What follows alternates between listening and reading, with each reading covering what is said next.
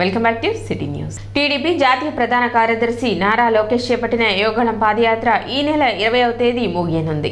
ఈ సందర్భంగా విశాఖపట్నంలో విజయోత్సవ సభను నిర్వహించనున్నారు. ఇందులో భాగంగా గురువారం తెనాలిలో టీడీపీ శ్రేణులు యోగళం ముగింపు సభపై సమావేశం నిర్వహించారు. పట్టణ మార్సిపేటలోని పెన్నెల వెంకటరావు కళ్యాణ మండపంలో జరిగిన ఈ సమావేశంలో మాజీ మంత్రి ఆలపాటి రాజేంద్ర ప్రసాద్ పాల్గొని యోగళం విజయోత్సవ సభకు సంబంధించి పలు సూచనలు చేశారు. నారా లోకేష్ చేపట్టిన యోగళం పాదయాత్ర 3000 కిలోమీటర్ల మైలురాయిని చేరుకుందని, అదేవిధంగా ఎన్నికల సమయం దగ్గరపడుతున్న తరుణంలో యోగళం పాదయాత్రను ఈ నెల 20వ తేదీతో నిలిపివేయడం జరుగుతుందని, ఈ సందర్భంగా విశాఖపట్నంలో జరిగే ముగింపు సభకు తెనాలి నియోజకవర్గం నుండి పార్టీ శ్రేణులు భారీ సంఖ్యలో తరలివచ్చి సభను విజయవంతం చేయాలని ఆలపాటి రాజేంద్ర ప్రసాద్ పిలుపునిచ్చారు.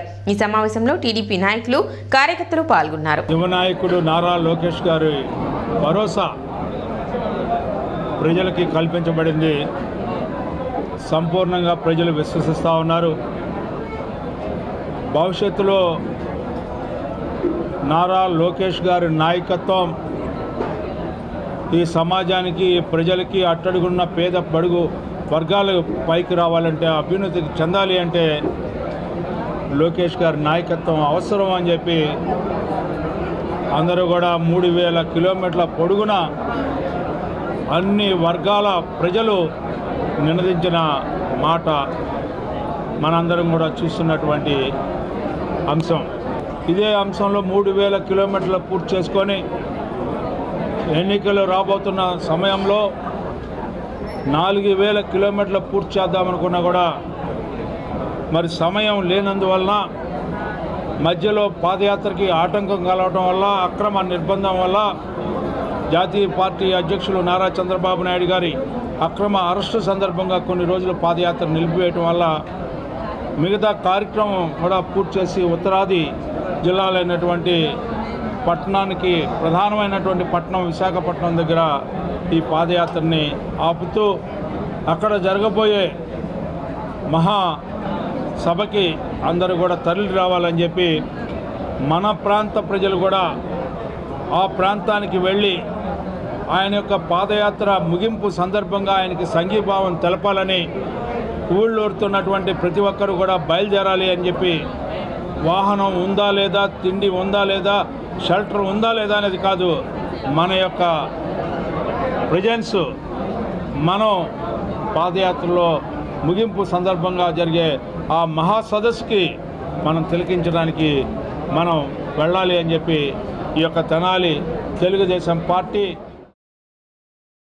తెనాలి రైల్వే స్టేషన్ నందు విద్యుత్ పరిరక్షణ వారోత్సవాలు నిర్వహించారు. డిసెంబర్ 14వ తేదీ నుండి 22వ తేదీ వరకు నిర్వహించే ఈ విద్యుత్ పరిరక్షణ వారోత్సవాలలో భాగంగా స్టేషన్ అధికారులు, సిబ్బంది స్టేషన్ ఆవరణలో అవగాహన ర్యాలీ నిర్వహించారు. ప్లాట్ఫామ్పై తిరుగుతూ ప్రయాణికులకు విద్యుత్ పొదుపుపై అవగాహన కల్పించారు. ప్రతి ఒక్కరూ విద్యుత్ పొదుపును పాటించాలని railway station master TVS Ramana పేర్కొన్నారు. తెనాలి రైల్వే స్టేషన్ నందు సోలార్ సిస్టమ్ ద్వారా 30% విద్యుత్ను ఆదా చేస్తున్నట్లు చెప్పారు. అదేవిధంగా స్టేషన్ పరిధిలో అవకాశం మేరకు విద్యుత్ను పొదుపు చేస్తున్నట్లు తెలిపారు. ప్రజలు కూడా విద్యుత్ పొదుపును తమ వంతు బాధ్యతగా తీసుకుని విధిగా పాటించాలని స్టేషన్ మాస్టర్ రమణ సూచించారు. కార్యక్రమంలో రైల్వే అధికారులు, సిబ్బంది మరియు రైల్వే స్టేషన్ అభివృద్ధి కమిటీ సభ్యులు పాల్గొన్నారు. అమృత భారత్ అకౌంట్లో స్టేషన్ యొక్క రెనోవేషను, ఆధునీకరణ పనులు మనకి మొదలైనవి, చాలా చక్కగా జరుగుతున్నాయి. కేంద్ర ప్రభుత్వం వారు, రైల్వే బోర్డు వాళ్ళు ఏర్పాటు చేసి పంచారు. వాళ్ళు కూడా ఈ రోజున మన తెనాలి స్టేషన్ సందర్శించారు. అలాగే పాసెంజర్స్ కావాల్సిన ఎలాంటి ఎమ్యూనిటీస్ అయినా సరే వారు మా దృష్టికి తీసుకొని వస్తే తప్పకుండా వాళ్ళ ఇబ్బందుల్ని తీర్చి పాసెంజర్స్ సుఖంగా ప్రయాణం చేయడానికి ఇచ్చేస్తాము. మనకు అమృత భారత్ స్కీమ్ అకౌంట్లో 27,75,75,00,000 రూపాయలు శాంక్షన్ అయింది. ఆ వర్కులు మొదటగా మనకి ప్లాట్ఫామ్ మొత్తం ఎక్కడా ఖాళీ ఉండకుండా మొత్తం షెడ్స్ వేస్తున్నారు. ఆ షెడ్స్ పని మొదలైంది. మనకి తెనాలి పైన సోలార్ ప్యానెల్స్ ఉన్నాయి. చాలా తక్కువ స్టేషన్స్లో ఇలా సోలార్ ప్యానెల్ ఉన్నాయి. దాంట్లో తెనాల్లో ఎప్పటి నుంచో గత దశాబ్ద కాలం నుంచి కూడా సోలార్ ప్యానెల్స్ ఉన్నాయి. దానివలన తెనాలి స్టేషన్లో మన విద్యుత్తు దగ్గరగా 30%. డిసెంబర్ 14 నుంచి 27 వరకు విద్యుత్ పరిరక్షణ వారోత్సవాలు జరుపుకుంటారు. ప్రతి సంవత్సరము వారోత్సవాలు జరుపుకుంటారు. అలాగే డిసెంబర్ 14, 27 వరకు జరిగే ఈ కార్యక్రమాల్లో రోజుకొక కార్యక్రమం జరుపుకుంటూ, మొదట ఈరోజు ఏంటంటే ఒక ప్లెడ్జ్ కార్యక్రమాన్ని నిర్వర్తించాము.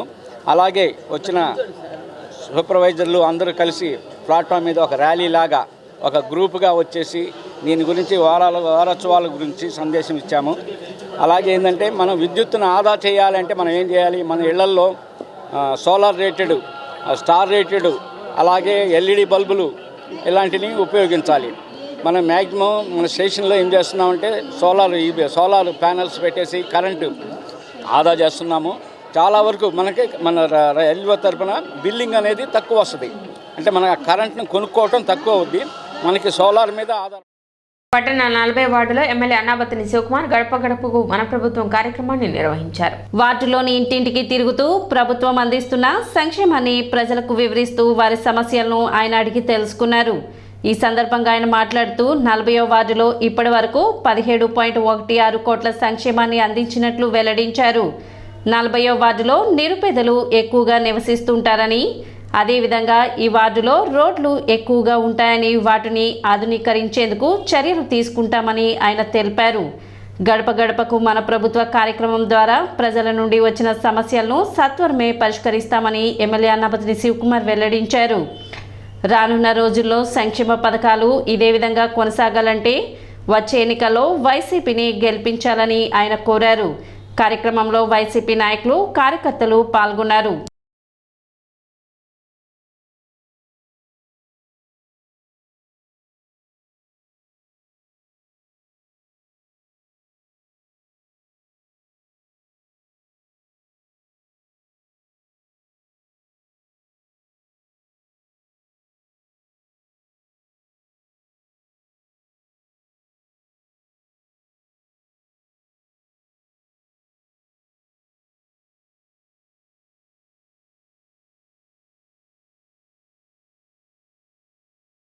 ఈ ప్రాంతంలో ఉన్న అంటే 40వ వార్డు, 39, 1, 2 ఈ వార్డులన్నీ ఈ ప్రాంతంలో సంక్షేమాన్ని ప్లస్ ఈ ప్రాంతంలో ఉన్న ప్రజల అవసరాలని తీర్చాలన్న దీంతోనే ఈ రాష్ట్ర ముఖ్యమంత్రి జగన్మోహన్ రెడ్డి గారు ప్రభుత్వం ద్వారా కల్పిస్తున్న సంక్షేమం వార్డులో అర్హత ఉన్న ప్రతి ఇంటికి ఇచ్చారు. ఎక్కడైనా కానీ ఏదైనా ఒకటి అలా ఉన్నా అది ఈరోజు గడప గడపకి మన ప్రభుత్వంలో స్వయంగా శాసనసభ్యుడు తిరగటం, అంటే శాసనసభ్యుడు తిరుగుతున్నాడంటే అధికార యంత్రాంగం మొత్తం నాతో పాటు ఉండటం వలన వాళ్ళు చెప్పిన సమస్యని అక్కడే రాపిచ్చి దాన్ని సాధ్యమైనంత వరకు, ఇప్పుడు ఉదాహరణకి హౌస్ సంబంధించి ఎవరికైనా కానీ రాలేదు అని అంటే వాళ్ళ కనుక ఎలిజిబుల్ ఉంటే దాన్ని రాపిచ్చి సెకండ్ ఫేజ్ ఇస్తాం. అలాగే ఫంక్షన్, ఎందుకంటే ఇప్పుడు ఉదాహరణకి ఈ వార్డునే తీసుకుందాం, ఈ 40వ వార్డు. ఈ వార్డులో 409 కుటుంబాలకి 1వ తారీఖు ఫంక్షన్ ఇస్తాం. ఈ వార్డులో సుమారు 409 కుటుంబాలు. అట్లాగే అమ్మఒడి, సుమారు అమ్మఒడి దగ్గర 381 కుటుంబాలకి అమ్మఒడి ఇస్తామంటాం. అలాగే 651 కుటుంబాల్లో సంఘాలకి, అక్కా చెల్లెళ్ళకి ఆసరా ఇచ్చాం. ఒక్క అమ్మఒడికే ఈ వార్డులో 1,14,00,000 ఒక అమ్మఒడికే ఈ వార్డులో ఉన్న అక్కా చెల్లి అకౌంట్లో వేసాం. అలాగే డ్వాక్రా గ్రూపుల కింద ఇప్పటికి 97,37,640 రూపాయలు వేసాం ఈ వార్డులో. అలాగే ఫంక్షన్కి వచ్చేవరికి ఇప్పటికి 409 మందికి 2,79,41,769 రూపాయలని పెన్షన్ ద్వారా వేసాం. అంటే ఇదంతా ప్రజలు కూడా ఈరోజు నేను అమ్మాయి అందరం తిరుగుతున్నప్పుడు ఏం చెబుతున్నారు, మన ప్రభుత్వం వచ్చినాక సంక్షేమం బాగుంది, ప్రతి ఇంట్లో పేదవాడు ఎంతో కొంత వాళ్ళ అవసరాలు తీరుతూ ఉంది. ఇక ఈ వార్డుకు సంబంధించి మౌలిక సదుపాయాలు కలుగజేసే దాంట్లో మాత్రం ప్రజలు, ఎందుకంటే ప్రధానంగా ఈ బాగా ఇరుకు సందులు, ఈ ఇరుకు సందుల మూలాన ఎక్కువగా పేదరికంలో ఉండేవాళ్ళు నివసించటం వలన వీటిని డెఫినెట్గా బాగా ఆధునీకరించాల్సిన బాధ్యత ఉందని మేము భావించాం. దానికి తగ్గట్టే రాబోయే రోజుల్లో దీన్ని ప్రణాళికాబద్ధంగా అభివృద్ధి చేయాలి. మరి ఈ 40వ వార్డులో 17,16,14,535 రూపాయలు మరి మన జనగణన ప్రవేశపెట్టిన పథకాల ద్వారా ప్రతి ఒక్కరికి లబ్ధిదారులందరికీ వారి వారి అకౌంట్లో పడుతున్నాయి. అంతేకాదు మా వార్డులో ఇప్పుడు ఇది 3వ రోజు తిరుగుతున్నాము. ఈ వార్డులో ముఖ్యమైన సమస్య ఏంటంటే శానిటేషన్ సమస్య ఎక్కువగా ఉంది. మరి డ్రైన్లు కానీ మరి రోడ్లు కానీ ఎక్కువ ప్రజలు అడుగుతున్నారు. మరి ఈ డ్రైన్లు సిబ్బంది తక్కువగా ఉండటం వల్ల మరి శానిటేషన్ ప్రాబ్లం అనేది మాకు ఎక్కువగా ఉంది ఈ వార్డులో. మరి మన ఎమ్మెల్యే గారు, చైర్మన్ గారు మరి ఈ యొక్క సమస్యను గుర్తించి మరి శానిటేషన్ వాళ్ళని మాకు ఇంప్రూవ్మెంట్ చేస్తే బాగుంటుంది. వార్డులో కూడా ఎలాంటి అంగన్వాడీల న్యాయమైన డిమాండ్లు పరిష్కరించాలని యూటీఎఫ్ జిల్లా సెక్రటరీ కుర్ర కేదార్నాథ్ తెలిపారు. ఈ రోజు కొల్లిపర మెయిన్ రోడ్డుపై నిరవధిక సమ్మెలో పాల్గొని నిరసన దీక్ష చేస్తున్న అంగన్వాడీ కార్యకర్తలు ఆయాలకు మండల యూటీఎఫ్ తరపున యూటీఎఫ్ నాయకులు ధర్నా శిబిరానికి వచ్చి సంఘీభావం తెలిపారు. కార్యక్రమంలో యూటీఎఫ్ జిల్లా సెక్రటరీ కుర్ర కేదార్నాథ్, మండల యూటీఎఫ్ గౌరవాధ్యక్షుడు రామకృష్ణ ప్రసాద్, అధ్యక్షులు పి శివశంకర్, మండల ప్రధాన కార్యదర్శి కాళేశవళి, సీనియర్ నాయకులు చింతయ్య, సుగుణకుమారి, మృత్యుంజయరావు, భూపతి నాయుడు, వరప్రతాప్, కుమార్, షేక్ సత్తార్ తదితరులు సందర్శించారు. సిఐటియు నాయకులు సాంబిరెడ్డి ప్రసంగించారు.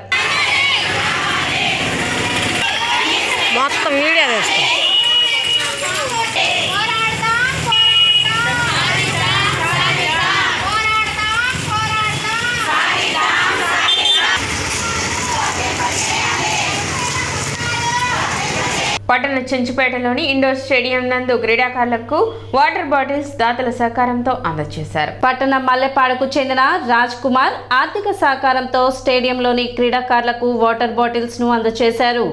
కార్యక్రమంలో సునీల్, కోచ్ నాగరాజు మరియు క్రీడాకారులు పాల్గొన్నారు.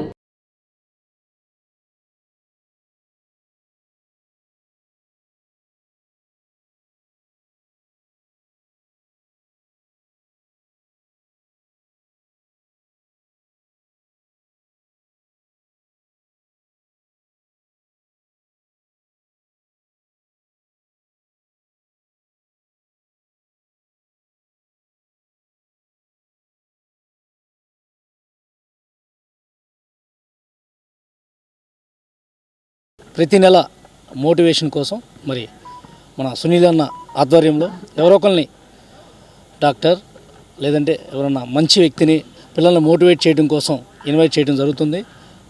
అలాగే ఈరోజు రాజ్ కుమార్ బ్రదర్ని స్టేడియంకి ఇన్వైట్ చేసి పిల్లలకి మోటివేషన్ కోసం మరి సార్ కూడా సీనియర్ క్రికెట్ ప్లేయర్, స్పోర్ట్స్ గురించి కూడా ఎంతో అవగాహన ఉంది. వారిని కూడా ఈ స్టేడియంకి పిలవటం మరి మన అకాడమీ ప్లేయర్స్కి వాళ్ళకి కొన్ని సూచనలు ఇవ్వటం జరిగింది. మరి దానితో పాటు ప్లేయర్స్ అందరికి కూడా మరి వాటర్ అనేది మనం ఏర్పాటు చేస్తాం, కానీ వాళ్ళు ఇక్కడ క్యారింగ్ చేసుకుని ఒక స్పోర్ట్స్ పర్సన్గా మన సునీల్ అన్న ఆలోచించి వాళ్ళందరూ కూడా గ్రౌండ్లో కూడా వాటర్ బాటిల్ ప్రతి ప్లేయర్కి ఉండాలి అనే ఆయన ఆలోచనతో వాటర్ బాటిల్స్ ఏర్పాటు చేసి ఈరోజు మన క్రీడాకారులందరికీ కూడా ఇవ్వడం జరిగింది. Thank you. సిటీ న్యూస్ ముగించే ముందు ముఖ్యాంశాలు మరోసారి.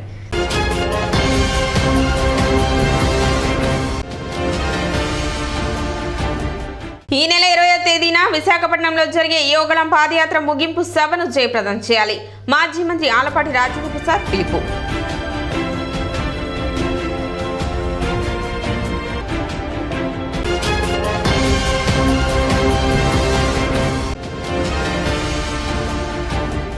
కొనసాగుతున్న అంగన్వాడీల నిరవధిక సమ్మె, సమస్యలు పరిష్కరించాలని డిమాండ్.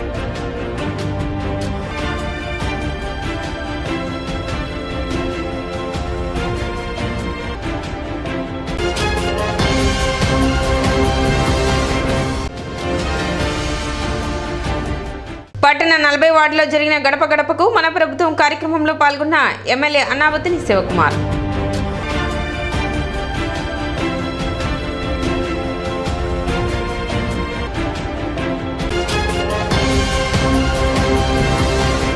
సిటీ న్యూస్ ఇంతటితో సమాప్తం. నమస్కారం.